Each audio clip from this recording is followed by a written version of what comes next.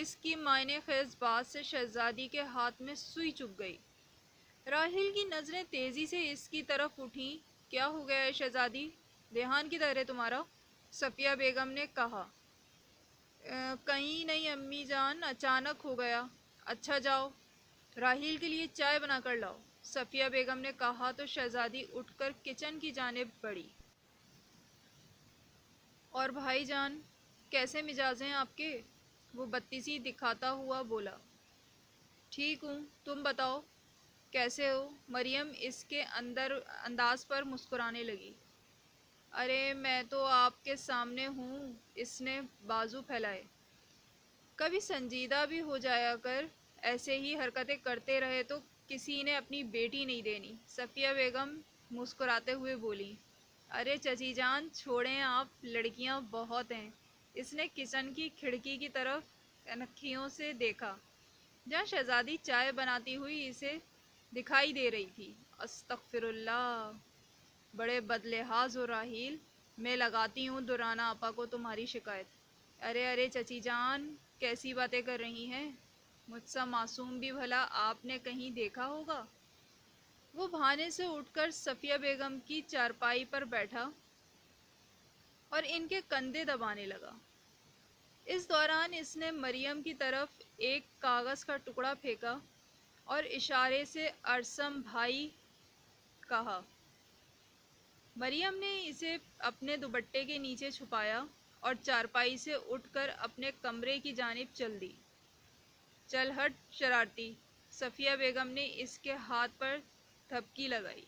مریم نے کمرے میں آ کر کاغذ کا ٹکڑا کھولا۔ آج رات 11 بجے تمہارے گھر کی چھت پر تمہارا انتظار کروں گا، آنا ضرور، تمہارا ارسم۔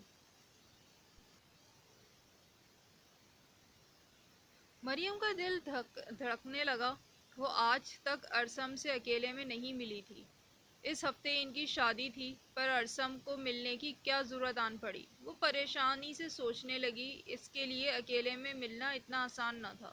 رات کے 11 بجے مریم نے ایک نظر سوئی ہوئی شہزادی کو دیکھا، پھر بے آواز اٹھنے کی کوشش کی۔ اس سے اپنا ہاتھ پاؤں کانپتے ہوئے محسوس ہو رہے تھے، اسی طرح کام وہ پہلی بار کرنے چلی تھی۔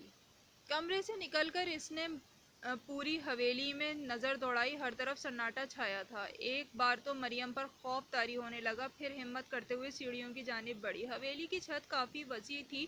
مریم پہنچ کر ارسم کو تلاش کرنے لگی۔ اس سے دور تک کہیں ارسم دکھائی دیا اور وہ اشارے سے پاس بلا رہا تھا۔ مریم کانپتے ہوئے جسم کے ساتھ اس کے پاس پہنچی۔ ارسم، اس نے پکارا۔ ارسم اس کے پاس آ کر کھڑا ہوا۔ اس نے مریم کو غور سے دیکھا۔ سنہری کمر تک آتے بال چاند کی روشنی میں چمک رہے تھے۔ سفید دودھاری جیسی رنگت، سبز خوبصورت آنکھیں، ہونٹ کے نیچے سیاہ تل۔ وہ اسے دیکھتا ہی رہ گیا۔ مجھے معلوم تھا کہ تمہارے لیے یہ مشکل ہے، مگر پھر بھی یقین تھا کہ تم آؤ گی۔ وہ مسکرایا۔ مگر آپ اس طرح میرے گھر کیوں آئے؟ اس کیا بات ہے؟ بات ہی بس یہ ہے کہ پورا ایک ہفتہ ہے تمہیں دیکھے بغیر نہیں گزار سکتا۔ مریم نے شرما کے چہرہ جھکایا۔ ارسم آپ کو ایسا نہیں کرنا چاہیے تھا۔ کیا کروں، دل کے ہاتھوں مجبور ہوں۔ مریم، اس نے پکارا۔ جی، جواب ملا۔ ہم نے کبھی ایک دوسرے کو کچھ کہا نہیں آج تک، صرف آنکھوں کی زبان سے ہی بات کی ہے۔ میں آج سننا چاہتا ہوں تمہارے منہ سے کہ تم کتنا چاہتی ہو مجھے۔ شرم سے مریم کا چہرہ لال گلابی ہونے لگا۔ ارسم آپ کیسی باتیں کر رہے ہیں؟ وہ بامشکل بول پائی تھی۔ عادت ڈال لو، شادی کے بعد صرف باتیں ہی باتیں کروں گا۔ ارسم کی بات پر مریم نے جھپ جھپ کرتی چوڑیوں والا ہاتھوں سے اپنا چہرہ چھپایا۔ اس کی اس ادا پر ارسم مسکرانے لگا۔ اب سے شرما گئی؟ ارسم ایسے مت کہیں نا، ورنہ میں واپس چلی جاؤں گی۔ اس نے ابھی تک اپنے ہاتھ چہرے سے نہیں ہٹائے تھے۔ ٹھیک ہے، بس ایک بار کہہ دو تمہیں مجھ سے محبت ہے۔ ارسم نے ابھی بھی موضوع نہیں بدلا تھا۔ ارسم، مریم کا دل چاہ رہا تھا وہ کہیں ایسی جگہ چھپ جائے جہاں ارسم اسے دیکھ نہ پائے۔ ارسم اس کے شرمانے پر مسکرانے لگا۔ اچھا بابا، جا رہا ہوں میں، ہٹا لو ہاتھ۔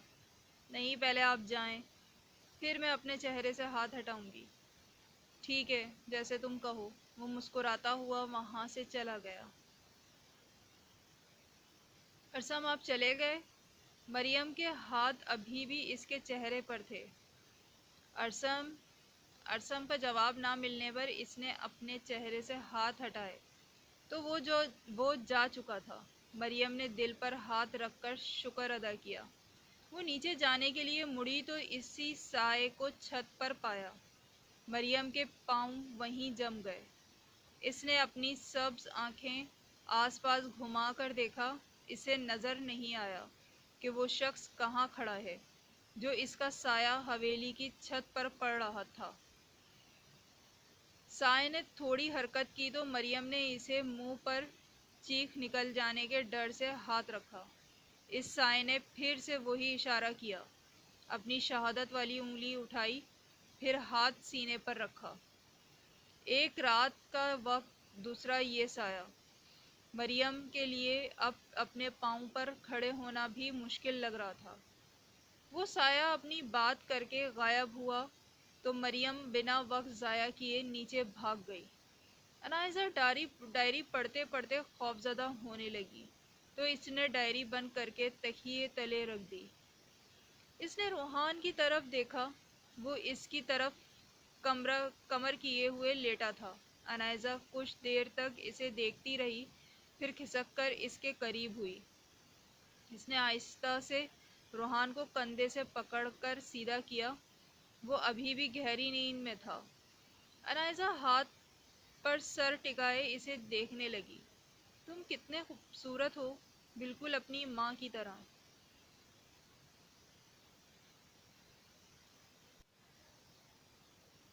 اور سوتے ہوئے تو اور بھی خوبصورت لگتے ہو۔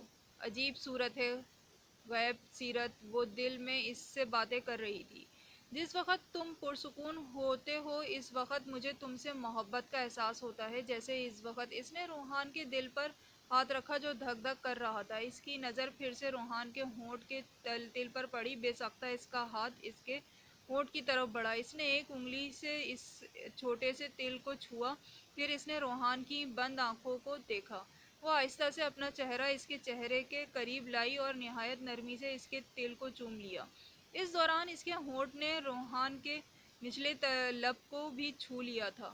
روحان کی نیند میں خلل پیدا ہوا تو وہ اس کے پیچھے ہو کر لیٹ گیا۔ نیند میں روحان نے انائزہ کی طرف رخ کیا اور پھر اس کے گردن چہرہ چھپا لیا۔ انائزہ کی دھڑکن اتنا شور کر رہی تھی کہ اس کی سماعت اپنے دل کی دھڑکن کو سن سکتی تھی۔ کہانی ابھی جاری ہے، چینل کو سبسکرائب کرنا نہ بھولیے گا، ویڈیو کو شیئر کریں اور لائک کریں۔ بہت شکریہ۔